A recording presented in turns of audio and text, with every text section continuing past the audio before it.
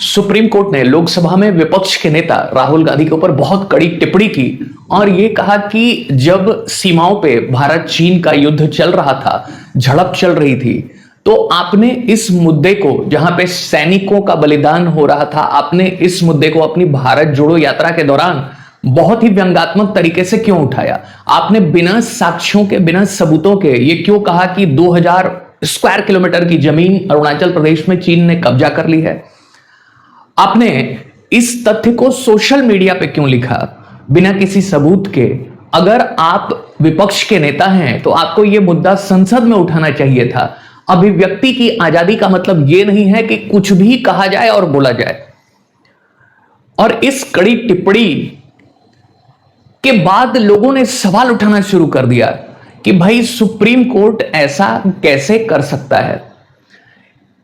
एक संवैधानिक व्यवस्था अगर है संसद की और सांसदों की, तो क्या विपक्ष का नेता होने के नाते क्या सुप्रीम कोर्ट इस बात को सिखा सकता है क्या विपक्ष के नेता को कि आपको कैसा नेता बनना पड़ेगा, कैसे सवाल पूछने पड़ेंगे, आपको सरकार द्वारा दी गई सूचनाओं को मानना पड़ेगा? और अब तो खुद कांग्रेस के ही सांसद ने यह कहा है कि हम भी चाहें तो आपके ऊपर संसद में सवाल उठा सकते हैं। न्यायपालिका की आस्था के ऊपर, जजों की आस्था के ऊपर, निष्ठा के ऊपर, तटस्थता या न्यूट्रलिटी के ऊपर हम भी सवाल उठा सकते हैं, लेकिन हम नहीं उठाते हैं क्योंकि हमें न्यायपालिका की गरिमा और मर्यादा का ख्याल है। हमें इस बात का भी ख्याल है कि संविधान बचना चाहिए, संविधान सर्वोपरि है। और अगर संविधान में आपको गार्डियन ऑफ द कॉन्स्टिट्यूशन या संविधान का संरक्षक बनाया गया है, तो हम उसी मर्यादा के तहत आपके ऊपर कोई टीका टिप्पणी नहीं करते हैं। तो यहां से दो सवाल निकल के आए। एक, कि क्या ऐसा संभव है कि अगर न्यायपालिका के निर्णयों के खिलाफ या जजों के खिलाफ, सुप्रीम कोर्ट हो, हाई कोर्ट हो, क्या उनके खिलाफ कोई सांसद टिप्पणी कर सकता है कि नहीं? कोई विधायक टिप्पणी कर सकता है कि नहीं? ये एक बड़ा सवाल है। क्या संविधान के अंतर्गत कोई व्यवस्था दी गई है? नहीं तो नॉर्मली तो अगर आप कोई टीका टिप्पणी करते हैं तो कंटेम्प्ट ऑफ कोर्ट के तहत आपके खिलाफ कार्रवाई चलने लगेगी, न्यायपालिका की अवमानना हो जाएगी। और दूसरा सवाल यह है कि लीडर ऑफ ऑपोजिशन के लिए संविधान में क्या व्यवस्था दी गई है? क्या supreme court leader of opposition या विपक्ष के नेता को यह सिखा सकता है, बता सकता है कि आप कैसे सवाल पूछिए, आप सरकार से कैसे कोऑपरेट करिए? क्या ये बता सकता है? फिर डेमोक्रेसी का मतलब क्या रहेगा? तो इन्हीं दो मुद्दों के ऊपर हम इस सेशन में चर्चा करेंगे। नमस्कार, मेरा नाम है आनंद प्रकाश और आपका इस सेशन में स्वागत है, जहां पे हम ये समझेंगे कि सुप्रीम कोर्ट और सांसदों के मध्य में क्या वो संवैधानिक दीवार है जिसके ऊपर चेक्स एंड बैलेंसेस बनते हैं, नियंत्रण और संतुलन। आइए समझते हैं। तो यहां पे देखिए, पहला तो ये कि मान लीजिए कोई एमपी है और वो बैठे हुए हैं पार्लियामेंट के अंदर में, संसद के अंदर में। अब अगर एमपी साहब पार्लियामेंट के अंदर में बैठे हुए हैं तो क्या वो न्यायपालिका की या जजों की आलोचना कर सकते हैं, क्रिटिसाइज कर सकते हैं क्या? एक बड़ा सवाल है। क्या इस पे कंटेम्प्ट ऑफ कोर्ट नहीं होगा? कंटेम्प्ट ऑफ कोर्ट नहीं होगा क्या? अवमानना नहीं होगी क्या? यह भी एक बड़ा सवाल है, क्योंकि नॉर्मली तो अवमानना हो जाती है। तो देखिए, भारत में संसद जो है उसको जनता का वास्तविक प्रतिनिधि माना जाता है। अब आपसे एक सवाल किया जाए कि कौन बड़ी संस्था है, संसद है कि न्यायपालिका है, सुप्रीम कोर्ट है कि सरकार है? तो ना कोई बड़ा है ना कोई छोटा है, सब एक दूसरे को नियंत्रित कर रहे हैं।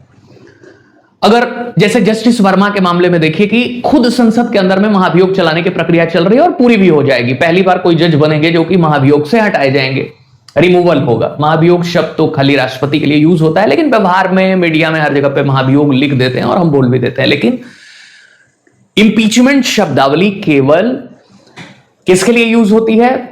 राष्ट्रपति के लिए। यह पूछा भी जाता है, बाकी के लिए रिमूवल यूज होता है, हालांकि प्रक्रिया वैसी ही है लगभग। तो एक बात समझने की है कि अगर न्यायपालिका अपने अधिकार क्षेत्र से बाहर काम करेगी तो संसद क्या करेगी?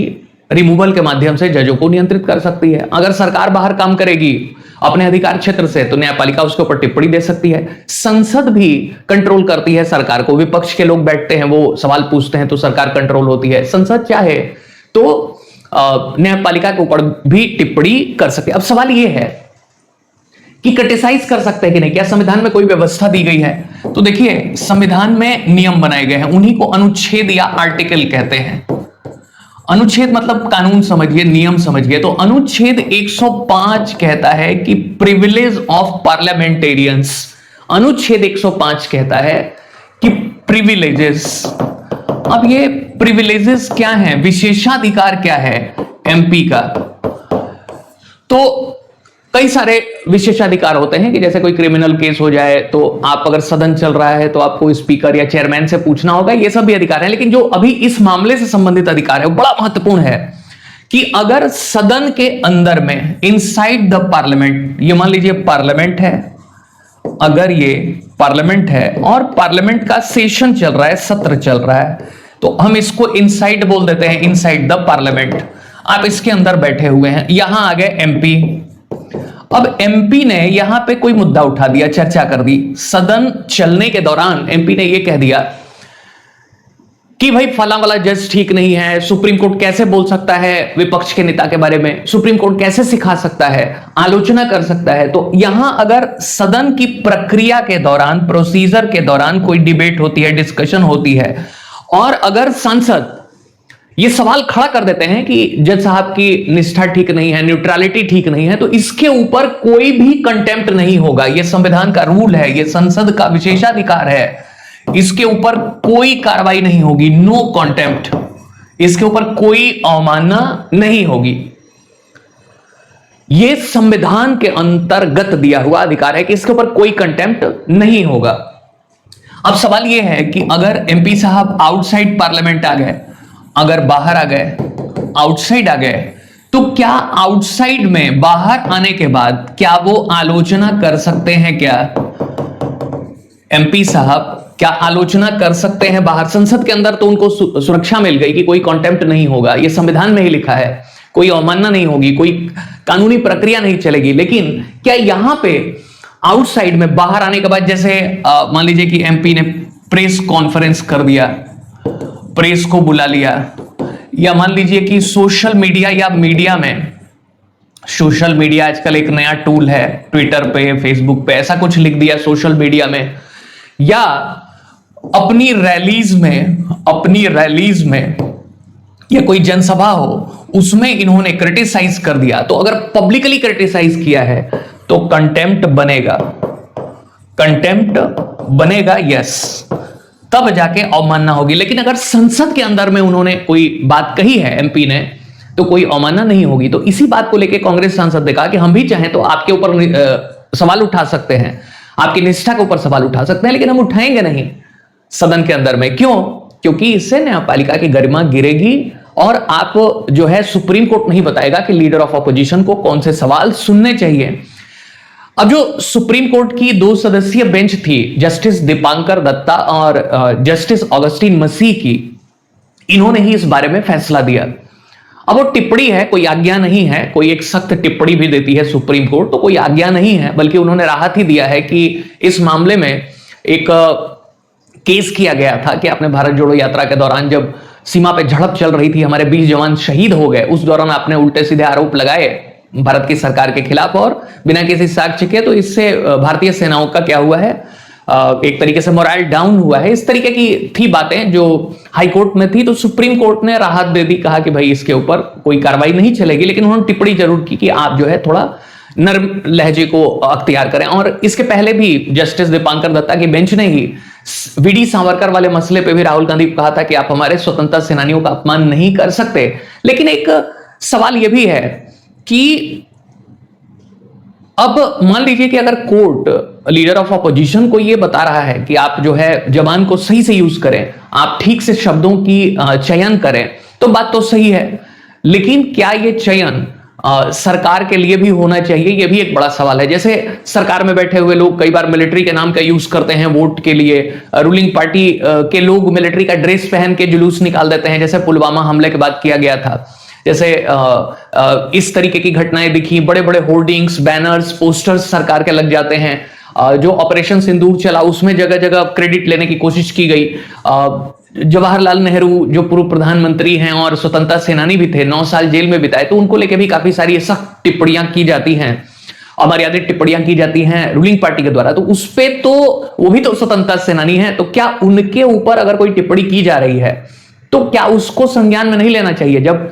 सरकार के लोगों को या रूलिंग पार्टी को भी इसके बारे में कोई स्पष्ट संदेश दिया जाएगा सुप्रीम कोर्ट द्वारा, तो लगेगा कि हां भाई ये मामला बराबरी का है।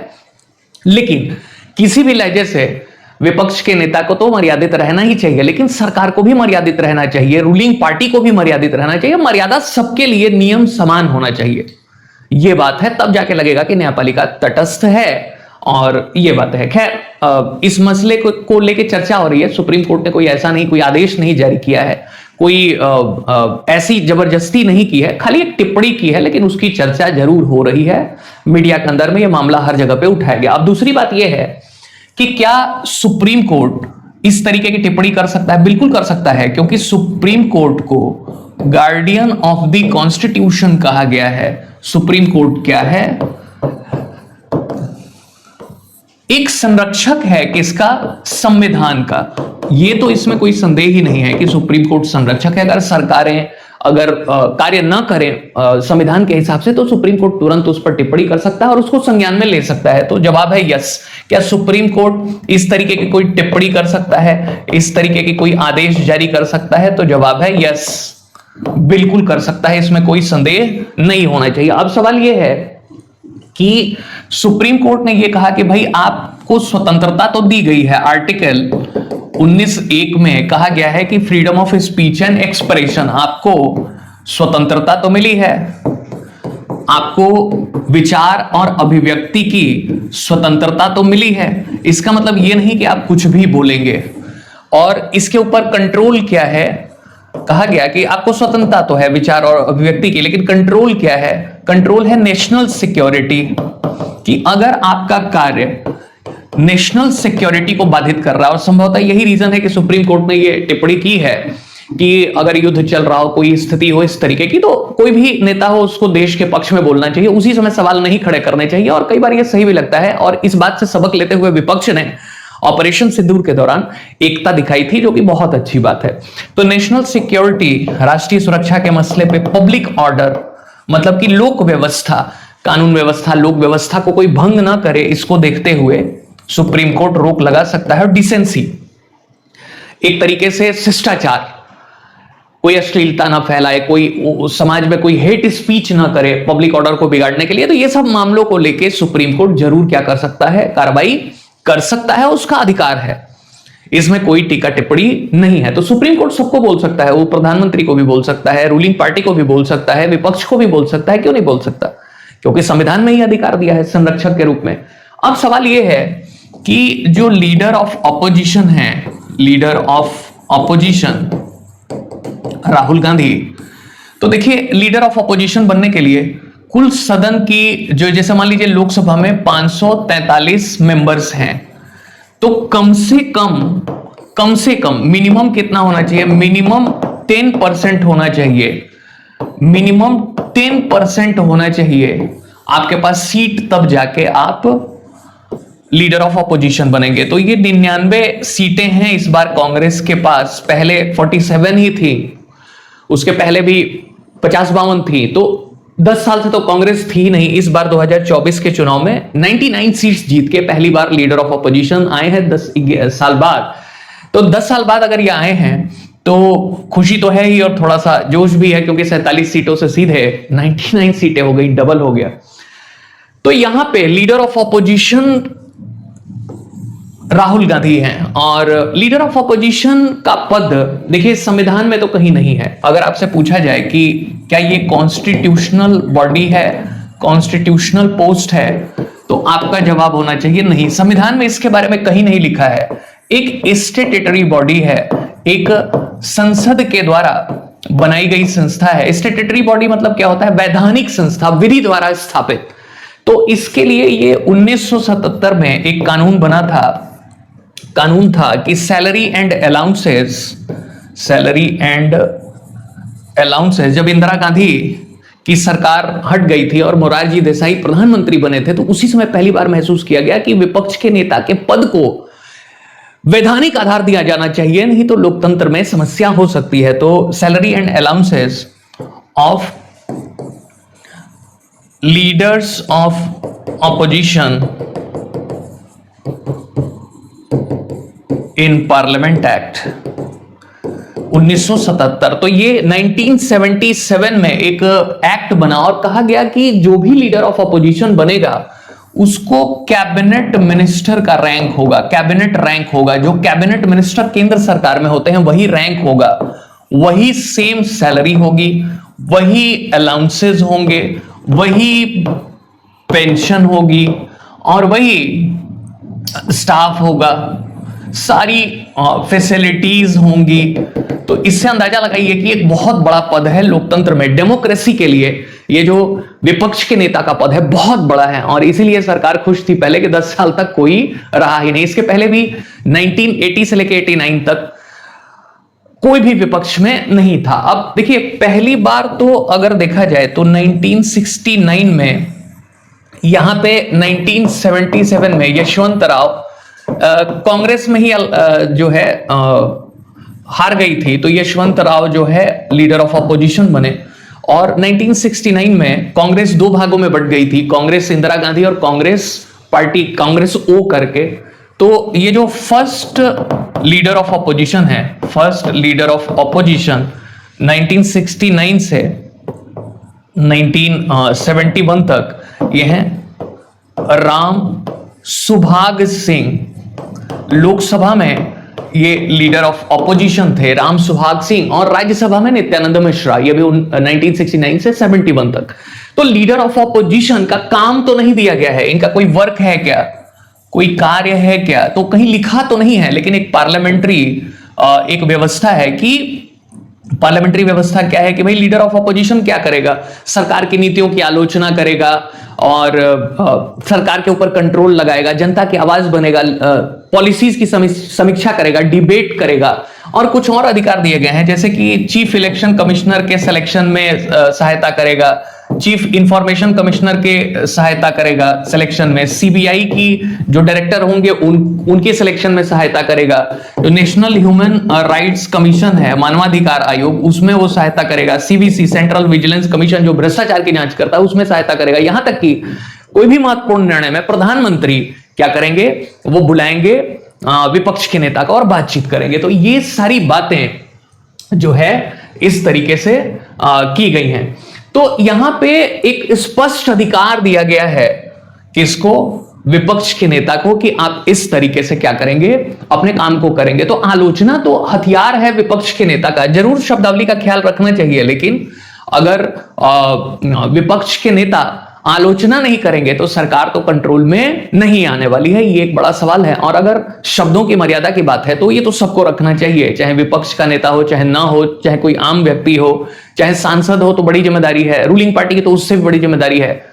तो मर्यादित आचरण तो सबके लिए होना चाहिए, खाली एक तरफा यह निर्णय नहीं होना चाहिए। तो अगर विपक्ष का कोई नेता है तो सुप्रीम कोर्ट टिप्पणी तो कर सकता है, रोक भी लगा सकता है, लेकिन यह रोक दोनों ओर लगनी चाहिए। सरकार के खेमे में भी इस बात के लिए उनको रोका टोकी होनी चाहिए।